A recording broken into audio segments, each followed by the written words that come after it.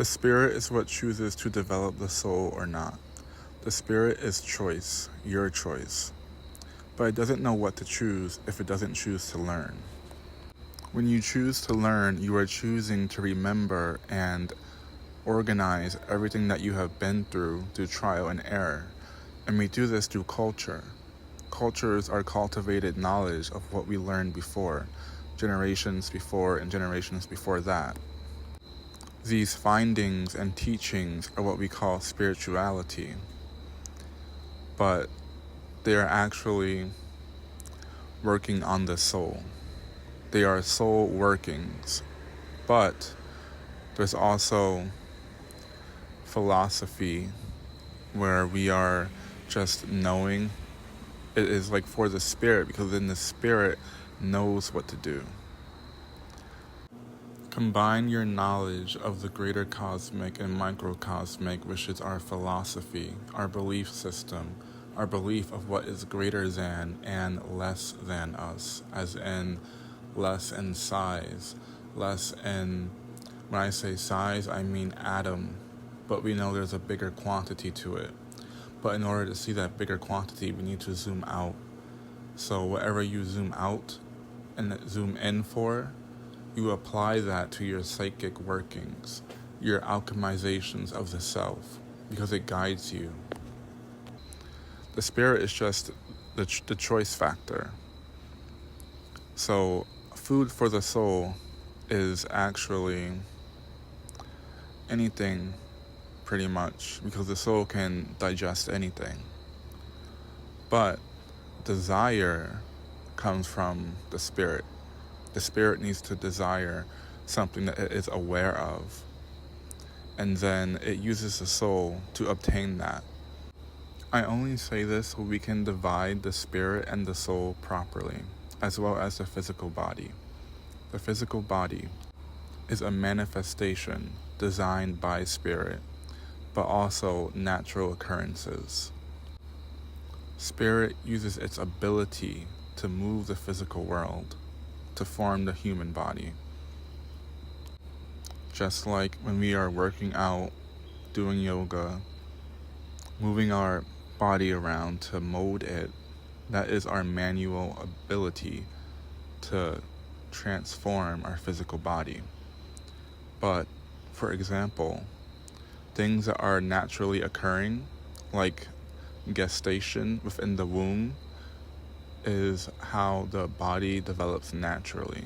But there's sometimes more or less intervention from spirit, including your own spirit, to develop the baby body from fetus to maturity in a specific way. The same process applies to our soul. The soul is formed through natural causes and manual causes. There is a masculine side to the spirit and a feminine side to the spirit. Both are of choice. You choose to have a masculine role in developing something, or you choose to have a feminine role in letting something develop you. So you would conduct the development and not get in its way, because you would be wasting energy. This is the feminine side of Venus, the conductress. The conductress within all of us, but the masculine side of Venus is the judger. It's the judge, the one that's gonna be the diplomat and weigh out the decisions, like Libra. A good way to view this is to see yourself as Ophiuchus, the serpent bearer, the spirit bearer. This is the one that wields the prana, the kundalini, and decides to direct it towards any house of the zodiac or withhold it from any house of the zodiac.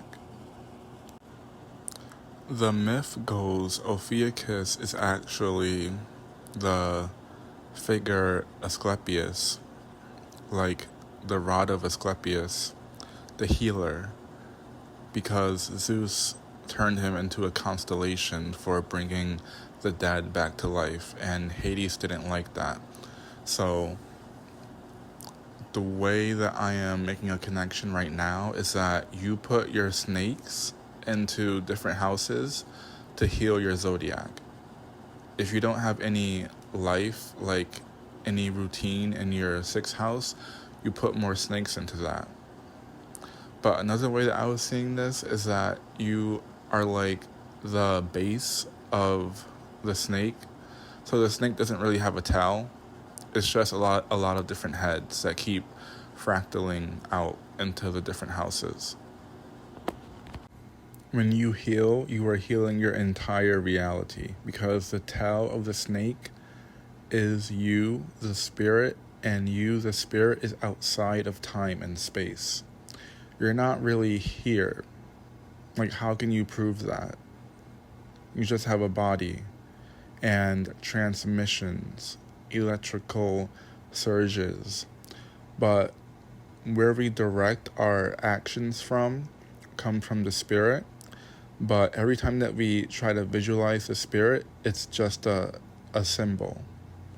Like, it's the light that gets produced by the fire, but we never actually see the fire. Or it is the fire that gets produced by the momentum, but we never actually see the momentum. We just see what it's moving. The snake's tail is the universe itself. We are just a nexus point between the universe and reality. So we channel energy from the universe, like food, thoughts. When we read thoughts of the universe, psychometry. If you're using your psychic talents and you're absorbing information, you're taking it in from the universe and then you're repurposing it, and that makes you the nexus. So anything that comes in, it comes out differently, and you are the medium for that.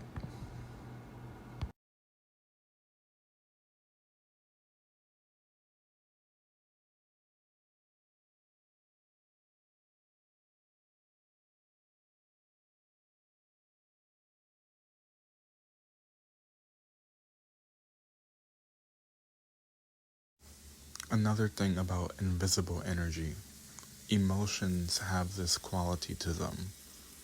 We don't really see the emotion, but we see the movement that the emotion causes, the hormones that get released, or the action that is a reaction to the emotion. So emotions can be faked. Actors fake their emotions all the time. So it gets confusing for some people.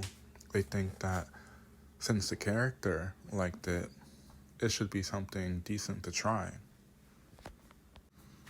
And this is my point when I say a lot of people are kind of just influenced by media and other people's will. You can use your psychic and empathic abilities to detect when someone is actually feeling something or not, but even then, if your abilities are not strong enough to detect something, it will not. The strength needed to detect something when there is resistance is the strength needed to conquer that resistance.